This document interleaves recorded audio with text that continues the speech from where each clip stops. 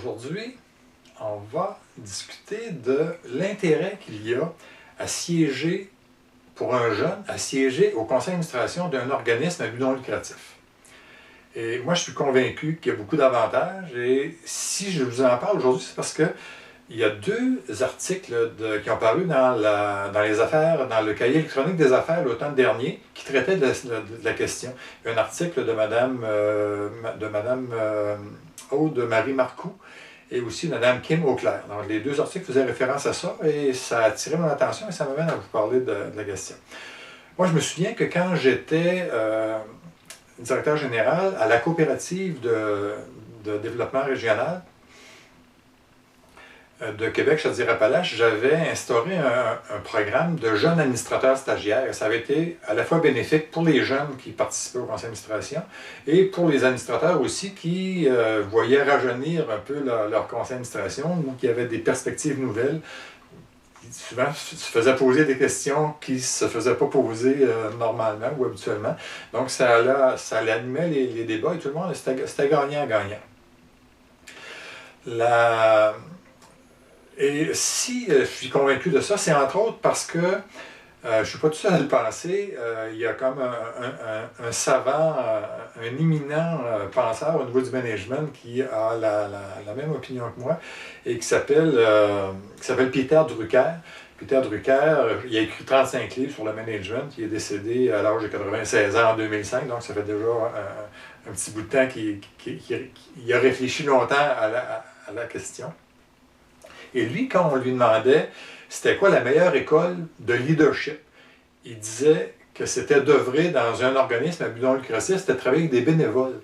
Parce que selon lui, et je suis convaincu qu'il a raison, quand on travaille avec des bénévoles, on travaille avec des gens qui sont là de façon volontaire. Donc, on n'a pas d'autorité sur ces gens-là. Et il faut vraiment avoir un bon leadership pour les motiver à faire, à accomplir les tâches qu'ils ont accompli dans leur engagement bénévole. Madame Marcoux insistait sur quelques bénéfices intéressants pour les jeunes. Et elle faisait référence à une initiative qu'il y avait eu dans la région des Laurentides où on avait invité des jeunes à participer justement à des conseils d'administration. Et ce qu'elle disait, c'est que pour les jeunes, il y avait l'occasion de côtoyer des administrateurs d'expérience. Ils pouvaient développer leur réseau et ils pouvaient aussi, en même temps, participer à une œuvre qui était socialement intéressante, socialement importante. Kim Auclair ajoutait aussi que pour elle, elle pouvait perfectionner son travail d'équipe, donc comment elle pouvait améliorer ses façons de travailler avec une équipe. Et aussi, comment développer une pensée stratégique, parce que souvent, dans des conseils d'administration, on est amené à faire des réflexions stratégiques sur l'orientation de notre organisation. Donc, ces deux personnes-là amenaient, je trouvais, des points très positifs là, sur l'implication des jeunes dans les organismes, sur des conseils d'administration d'organismes à but non lucratif. Mais moi, ce que j'aimerais quand même, un point sur lequel j'aimerais quand même attirer votre attention, c'est qu'on ne s'improvise pas administrateur d'une corporation.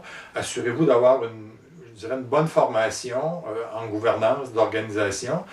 Et si ce n'est pas possible, au moins, essayez de vous trouver un mentor dans l'organisation qui va vous aider, qui va vous accompagner.